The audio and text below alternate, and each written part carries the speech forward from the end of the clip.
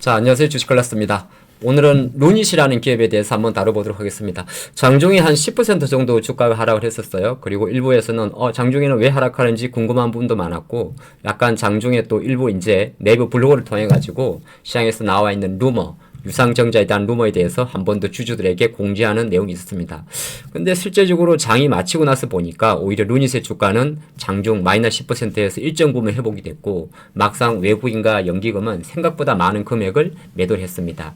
과연 이게 시점 기준을 놓고 봤을 때도 루닛은 바로 하루 전날 1분기 실적을 발표했는데, 과연 루닛이 밝힌 그 유상증자 루머에 대한 어떤 진실과, 그리고 향후에 루닛을 바라보는 투자가들의 어떤 관점에서 봐야 되는지, 재무 생태는 정말 안전한지, 그거를 집중적으로 다뤄보도록 하겠습니다. 잠시만요. 주식클래스 구독, 좋아요.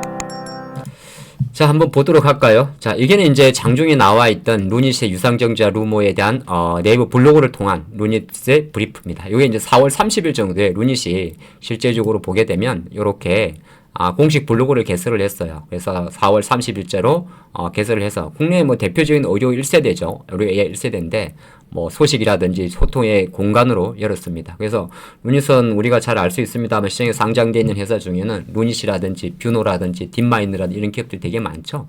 자, 그 내용인데 조금 더 깊게 한번 보도록 할까요? 자, 여기까지는 이제 루닛의 공식 뭐라고 해야 될까요? 대표적인 게 되고, 이제 장중에 나왔던 의료 기업 루닛의 유상증 루머에 관한 내용인데, 자, 여기서 몇 가지만 좀 주목할 필요가 있습니다. 첫째는 유상증자 계획 없다. 우리는 돈 많다. 요거는 제가 좀 이따 정말 충분한 돈이 있는지, 그리고 왜 아니땐 굴뚝에 연기가 나겠습니까? 왜 유상증자 루머가 돌았는지에 대해서 집중적으로 재무 상태로 파보도록 하겠습니다. 뭐 anyway, 어쨌든 지난 3월 달에 주총에서 유닛은 한 번 더, 아마 그때도 그러면은 현재 조금 적자가 좀 누적되다 보니까, 그리고 과거에 불과 얼마 되지 않은 2023년도에 유상증자를 2천억 정도 단행할 이력이 있다 보니까 충분히 주주들 앞에서는 거기에서 이제 부담이 됐기 때문에 뭐 하지 않는다고 한 걸 다시 한번 못 박은 게 있고요. 근데 여기에는 몇 가지 우리가 의심스러운 단서들이 몇 개 있습니다. 이게 어떤 게 있냐면은, 일단은 좋다. 우리는 충분한 현금을 보유하고 있다. 그건 제가 한번 뜯어보면 되죠. 대차 대조표 실적이 나왔기 때문에 사업보고서, 분기보고상 현금성 자산을 추정할 수 있을 것 같고, 다만 여기에 이제 그런 단어는 달았어요. 주주 가치에 반하는 주주 배성 유상증자는 하지 않겠다. 이 말은 무슨 말이냐면 증자를 할 수도 있는 거예요. 그렇죠. 자금 조달을. 그러니까 주 현금 안정성 확보를 위해서 할 수는 있습니다. 다만 우리가 보통 말하는 유상증자가 3자 배정도 있고 주주 배정도 있고 이런 게 있죠. 그래서 일반 유상 주주를 대상으로 하는 지갑을 열게 하는 증자는 하지 않겠다라고 이야기를 했는데, 그건 또 뭐 사실 그러면 뭐 회사채를 조달한다든지 여러 가지 방법이 있을 수는 있긴 있습니다만은, 지금 루닛 같은 기업의 회사채가 금융권에서 나오긴 되게 어려워요. 왜냐하면 적자폭이 되게 심한 기업이라서 그런 건 없잖아 있습니다. 실적은 사실 분기 기준으로는 아직은 이제 적자 기업이니까 매출액이 증가하는 게 중요합니다. 그래서 매출의 증가에 대해서는 190억 정도가 나와서 분기 기준으로 회사는 순항을 하고 있어요. 누가 봐도 루닛의 사업 성과에 대해서는 토를 달 수가 없습니다. 다만 주가라는 거는 사업 성과 플러스 그 다음에 이러한 어떤 의료 임상 AI를 진행하기 위해서 막대한 임상 데이터의 비용이 들죠. 결과적으로는 돈의 싸움인데 과연 이게 얼마나 버틸 수 있을지가 가장 큰 관건인 것 같아요. 그러면 지금부터 들어가 보도록 하죠. Let's go. 자, 루닛의 지난 24년도 실적입니다. 실적 먼저 한번 보도록 할까요? 매출 같은 경우는 1분기 기준으로 대략적으로 수출 비중이 되게 높습니다. 90% 이상이 수출인데 거의 190억 정도가 나왔어요. 그러니까 분기 기준으로는 최대 매출이 나온 겁니다. 그쵸? 그러니까 이런 게 의료 AI 기업들 같은 경우는 대표적인 이제 브랜드 루닛 인사이트도 마찬가지고, 실제적으로 계속적으로 돈이 들더라도 매출이 증가한 건 되게 중요합니다. 되게 중요한데 실제적으로는 여전히 적자폭은 좀 심하다는 거는 우리가 인지를 하고 가야 될 것 같고요.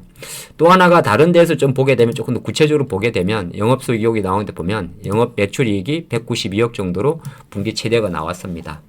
작년 동기 대비가 51억이었으니까 어떻게 보게 되면 조금 이제 글로벌 파트너를 기점으로 해가지고 루닛 인사이트에 적용이 많다는 거겠죠. 물론 매출이 4배나 증가했으니까요.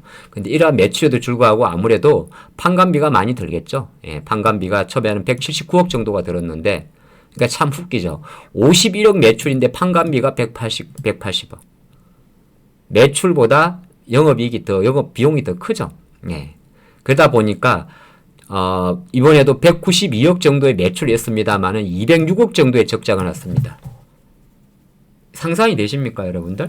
그러니까 어떤 기업이 100원을 팔았는데 비용이 110억이 들면 계속 돈을 메꿔 넣어야 되는 거잖아요.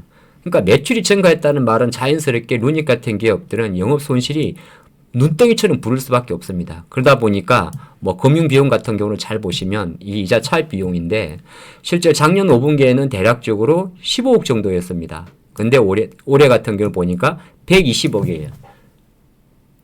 그렇죠. 깜짝 놀라겠죠. 그러다 보면 이제 시장 관점에서는 정말 사실 유상증자라는 것 자체가 공장을 짓는 것도 유상증자입니다만 이는 제조업이 아니지만 결정적으로 루닛의 브랜드 의료 AI의 소프트웨어를 글로벌 유럽 파트너로 팔기 위해서는 막대한 마케팅 비용이 드는 것이고 근데 금융 비용이 많이 늘다 보니까 사실 이거는 아니 땡 굴뚝은 아니라는 거죠. 예, 그렇게만 볼 수가 있고 주주 구성에서도 가만히 놓고 보게 되면 일단 루닛은 여전히 개인 주주입니다. 잘 보시면은 서범석 대표가 이제 대표로 있는데 실제적으로 최대 주주는 백성욱 님이 되겠고 6.8. 근데 전체 우호 지분이 17%밖에 되질 않습니다. 그럼 이런 기업들 같은 경우는 원인 아니게 약간은 뭐 우리가 얼마 전에 하루 전날 영상에서 분석한 50% 갖고 있는 포스코홀딩스라든지 하나에어로스페이스라든지 이런 기업들처럼 원래 모기업이 증자에 참여하고 그렇게 경우는 되게 어렵죠. 사실상 유상증자를 한다면 이 기업의 지분의 구조상 놓고 봤을 때는 개인 지분의 비중이 20%밖에 안 되기 때문에 어떻게 보면 주주변이 유상증자를 안 한다고 단언했습니다만은 할 수 있는 가능성도 되게 높습니다. 그리고 여기도 보면 소액 주주의 비중이 무려 비중으로 놓고 보게 되면은 78%까지 가니까요. 그러니까 집의 이 루닛이란 기업에 주주 구성을 놓고 봤을 때는 현실적으로 주주 배정 유상증자가 될 확률은 되게 높다는 게 저희 생각입니다. 왜 그러냐면요. 조금 더 딥하게 들어가 볼까요? 만약에 제 3자 배정 있지 않습니까? 3자 배정이라는 걸 이제 어떤 뭐 사모펀드라든지 그런 게 있잖아요. 그렇게 됐을 경우에는 대주주 지분율이 낮기 때문에 오히려 유상증자를 통해 가지고 경영권의 위협이 받을 수도 있긴 있습니다. 정자라는 거는 뭐냐 하면은 유상증자라는 거는 3자 배정. 그러니까 일반 주주가 아니라 제3의 자금으로 당기기 위해서는 내 경영권이 지배되지 않을 정도의 지배율을 갖고 있어야 돼요. 근데 우호 지분이 17% 정도로 한다면은 생각보다 뭐 만약에 증자 비율을 1대 0.18만 해도 바로 넘어가 버립니다. 조금 어려운 내용인데 그러니까 한 주 중에 증자 비율이 이론적으로 0.18 이걸 넘어가게 되면은 이거 다 주인이 바뀌는 거죠. 그러니까 지배 구조상에서는 저는 어떤 위험한 상황이 생길 수가 있다는 걸 살펴드리겠고요. 이제부터 깊게 들어가 볼게요. 내용 깊어도 이참에 보도록 하죠. 외국인들이 오늘 무려 43만 주를 팔았습니다. 아니라 그런데 팔았다. 연기금이 무려 21만 주를 팔았습니다. 단타 성향의 금융투자도 아닌 연기금이. 이 말은 뭐냐 하면 오늘 시점을 해가지고 루닛에 대해서는 연기금 쪽에서 펀드에서 루닛이 시가총액이 작은 종목이 아니죠. 한번 보시면은 최소한 코스닥 150에 들어갈 수 있는 종목인데 실제적으로 시가총액이 지금 1조 4천억짜리입니다. 1조 4천억인데 코스닥 종목이다. 그러면 코스닥 150 ETF나 종목에 들어가 있는 종목이에요. 그래서 제가 어떤 걸 분석을 해봤냐면 과연 루닛이라는 회사는 지금 돈을 잘 벌고 있는가를 같이 보시면 돈을 못 벌고 있습니다.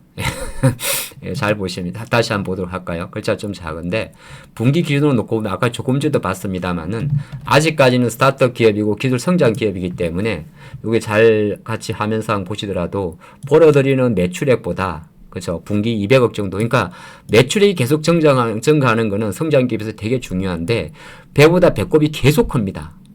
50억 벌었는데 180억 영업 손실. 50억 매출인데 작년 같은 경우도 200억 매출인데 연간이에요. 이건 분기인데 200억 분기 매출인데 185. 그럼 회사에 돈이 있을 수가 없는 거죠. 결과적으로 갖고 있는 돈을 가지고 계속 충당을 해야 되는 구조입니다.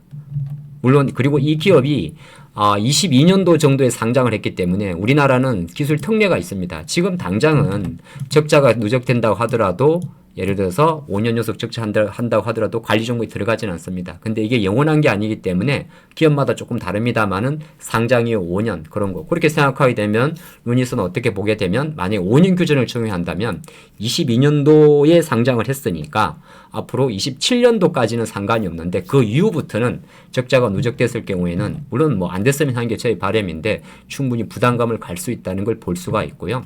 재무 분석을 한번 들어가 보면 사실 이 회사가 현재 생각보다 현금성 여력이 많지 않다는 것을 볼 수가 있습니다. 제가 확인한 바에 의하면 대략 540억 정도가 있더라고요. 자, 여기서 보게 되면 이런 게 있는데 루닛의 이제 부채 비율을 한번 보도록 하죠. 부채 비율이 상장 전은 이제 빼고요. 그러고 나면 한 22년도, 23년도만 해도 조금 낮았는데 본격적으로 매출 확대하면서 부채 비율이 163%입니다. 이거는 24년도 연간 4분기 기준이고 그래서 163%란 말은 뭐냐면 부채 비율은 부채의 총계를 자본의 총계로 나눈 겁니다. 100%가 넘으면 보통 부채 비율이 높다고 이야기를 하고 부채 비율이 높아지게 되면 아무래도 이자 보상 배율 뭐 이 기업 입장에서는 실제적으로 좀 안 좋은 지표가 바로 하나 있는데 그게 이자 보상 배율입니다. 이자 보상 배율이라는 건 뭐냐면 기업의 안정성 측면에서 기업이 벌어들인 이익과 기업이 지출하는 이자 비용 이게 보통 정수 기준으로 1 미만을 우리는 생각보다 위험하다 그러는데 이건 1 미만 정도가 아니라 마이너스 20까지 내려갑니다. 아까 우리가 봤다시피 매출이 200억인데 영업 손실 자체가 200억이니까 이 회사는 현재 상태에서는 매출이 영업이익이 안 잡힌 것도 마찬가지고 돈이 무조건 필요한 겁니다. 그리고 돈 벌어서 전부 다 이자로 내는 게 훨씬 높다는 겁니다. 물론 과거보다 이자 보상 배율이 조금씩 내려오는 거는 되게 고무적이다 볼 수가 있고요. 회사에서 밝긴 우리는 현금이 충분합니다. 그런 내용이 좀 있었는데 제가 확인을 해보니까 현금 같은 경우는 대략 현금성 자산이 540억 정도가 있습니다. 요거는 여러분들도 확인해 볼 수가 있는데 재무제표에 들어가게 되면 이는 재무 상태에서 볼 수가 있는데 여기 보시면 24년도 분기말 기준으로 현금이 현금성 자산이 여기 있죠. 320억 정도가 있습니다. 320억 정도가 보게 되면 나와 있죠. 그러니까 뭐 이거는 당장 기급할 수 있는 이야기인데 근데 조금 전에 다시 한번 들어가 볼까요? 이 회사는 현재 분기 기준으로 어느 정도 금액이 들어가냐면 실제적으로 200억 정도가 까먹고 있습니다.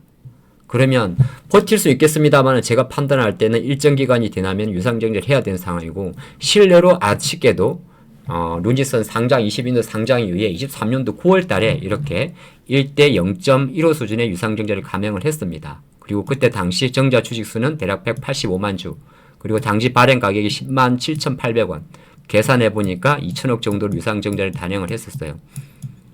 물론 이 자금도 운영 자금을 썼는데 그리고 나서 벌써 얼마가 지났을까요? 2년 지났습니다. 2년 만에 어느 정도 500억 정도 남은 거죠. 그럼 나머지 1,500억 정도는 날아간 거고 거꾸로 놓고 보면 지금 분기 200억 정도가 나갑니다.